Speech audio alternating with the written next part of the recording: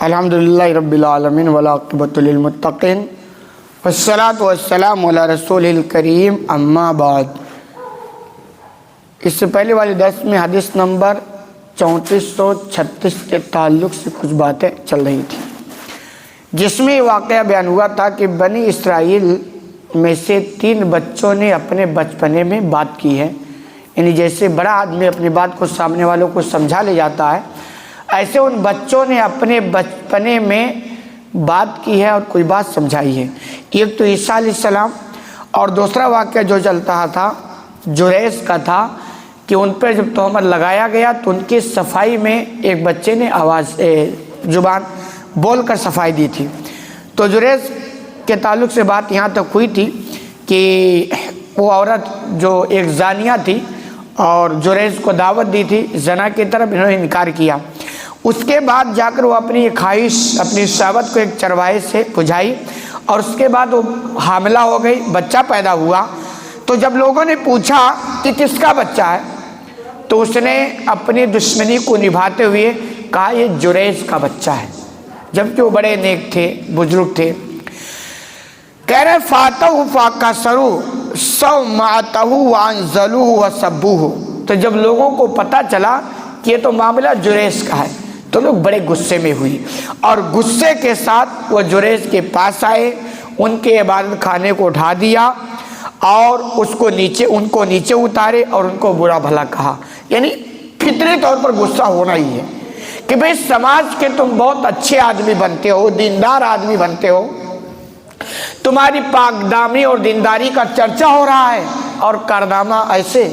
تو غصے میں آ کر کے انہوں نے جو اپنا عبادت خانہ بنایا تھا اللہ کی عبادت کے لیے، اس کو انہوں نے ڈھا دیا،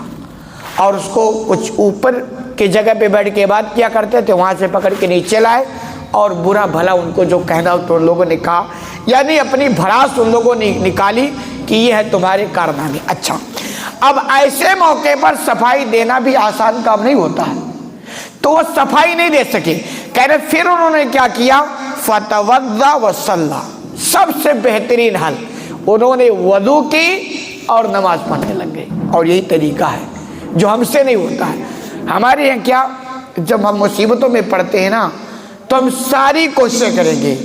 دولت کا استعمال، پیسے کا استعمال، اگر بیمار ہے تو ڈاکٹر، ساری کوششیں۔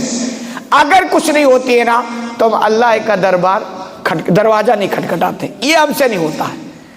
نبی کریم صلی اللہ علیہ وسلم کے تعلق سے بھی آتا ہے کہ جب آپ کو کوئی پریشانی لاحق ہوتی، کوئی مصیبت لاحق ہوتی تو آپ مسجد کا رخ کیا کرتے تھے۔ تو یہ طریقہ انہوں نے بھی اپنایا کہ بھائی دیکھیے اب صفائی دینے سے تو بات بنے گی نہیں، لیکن اللہ کا دربار ہے، اللہ کا دروازہ ہے جہاں کھٹکھٹایا جا سکتا ہے، اور اس مسئلے کا حل بھی وہاں نکل جائے گا۔ چنانچہ انہوں نے وضو کی اور نماز پڑھی۔ اب ظاہر سی بات ہے اللہ سے رویا ہوگا، گڑگڑایا ہوگا، اپنے مسائل کو رکھا ہوگا کہ اللہ تیرے علاوہ کوئی نہیں ہے جو اس مسئلے کا حل کر دے۔ ثم آتی الغلام، یہ سب کچھ کرنے کے بعد نماز پڑھی، دعا کی ہوگی، اور اس کے بعد اس بچے کے پاس آئے جو بچہ اس عورت کے یہاں پیدا ہوا تھا زنا سے۔ تو اس بچے کے پاس آئے،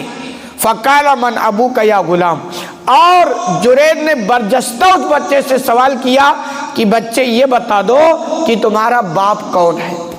اور اللہ کی جانب سے سب کچھ، یہ تو بھائی ہم کیسے جا سکتے ہیں بچے سے سوال کرنے جو بچہ بولتا ہی نہ ہو، لیکن یہ اللہ بسا اوقات دماغ میں باتیں ڈالتا ہے، الہام کرتا۔ انہوں نے رویا ہوگا، گڑگڑایا ہوگا، تو اللہ نے دماغ میں بات ڈالا ہوگا ٹینشن مطلب تم جا کر کے بچے سے سوال کرو، اور بچہ جواب دے گا۔ چنانچہ وہ بچے کے پاس آئے اور اس بچے سے پوچھے، بچے یہ بتاؤ کہ تمہارا باپ کون ہے؟ قال الرائی، تو بچے نے بول دیا، جبکہ وہ بولنے کی عمر نہیں ہوتی تھی اور بولتا بھی نہیں تھا۔ اس بچے نے برجستہ جواب دیا کہ وہ چرواہا ہے، جس سے اس عورت نے زنا کی تھی، بدکاری کی تھی، جس سے وہ بچہ پیدا ہوا۔ تو اس بچے نے جواب دیا کہ میرا باپ وہ چرواہا ہے۔ قالوا نبنی صومعتک من ذہب، اب قوم والے شرمندہ ہو گئے، کیونکہ بھائی حقیقت میں دینداری تھے، پاک دامن تھے، اس عورت نے تہمت لگائی اور اس کے بعد لوگ لے کے اڑ گئے۔ اسی لیے کبھی بھی کسی اچھے شخص کے تعلق سے کوئی بات سنے نا تو اتنے جلدی ہوائی فائرنگ نہیں کرنی چاہیے، اس کی تحقیق ہونی چاہیے، 2 2 4 کی طرح۔ تو ایسے لوگ سنے اور ہوا میں لے کے اڑ گئے اور انجام جہاں تک پہنچانا تھا پہنچا دیے، لیکن جب انہیں حقیقت کا پتہ چلا تو شرمندگی دو چار ہوئے، اور انہوں نے کہا کہ اگر آپ چاہیں تو آپ کی عبادت خانے کو ہم سونے سے بنا دیتے ہیں، پہلے مٹی کا تھا نا، ہم نے غلطی کر دی اس عورت کے کہنے پر اور ہم سمجھ نہیں پائے، تو آپ اگر چاہیں تو سونے کا بنا دیتے ہیں۔ قال لا الا من طین، تو جنرل نے کہا نہیں، سونے کی ضرورت نہیں ہے، مٹی کا تھا، مٹی کا بنا دو۔ تو یہ دوسرا واقعہ ہے۔ وَكَانَتْ امْرَأَةٌ تُضْعِبْنَ لَهَا مِنْ بنی اسرائیل، اور تیسرا واقعہ جو بھی بنی اسرائیل کا ہے کہ ایک عورت تھی جو اپنے بچے کو دودھ پلا رہی تھی، فَمَرَّ بِهَا رَجُلٌ رَاكِبٌ ذُو شَارَةٍ، تو اس عورت کے سامنے سے ایک بہت ہی اچھی پوشاک والا، شان و شوکت والا سوار گزرا، ٹھاٹ بار سے گزرا کوئی آدمی اس عورت کے پاس سے، اور وہ عورت اپنے بچے کو دودھ پلا رہی تھی۔ تو ہوتا نا کہ کبھی لوگ دیکھ کر کے دنیاوی چمک دمک کہتے ہیں ہم بھی ایسے بن جائیں، ہمارا بیٹا بھی ایسے بن جائے، تو اس عورت کو لگا ہوگا کہ یار زندگی تو ایسی ہونی چاہیے نا، تو اس عورت نے کہا اللہم اجعلنی ابنی مثلہ، اللہ میرے بیٹوں کی اسی جیسا بنا دے۔ یہ جو جا رہا نا شان بان سے، اچھی پوشاک سے، شوکت والا سوار ہے، تو انہوں نے دعا کہ اللہ میرے بچوں کو اسی جیسا بنا دے۔ فترکا ثدیہ واقبل اللہ راکب، تو بچہ جو دودھ پی رہا تھا نا اپنی ماں کے چھاتی کو چھوڑا اور اس سوار جو سامنے گزر رہا تھا اس کی طرف متوجہ ہوا۔ فقال اللہم لا تجعلنی منہ، اور اس کے بعد برجستہ ہوا بچہ بولا کہ اللہ مجھے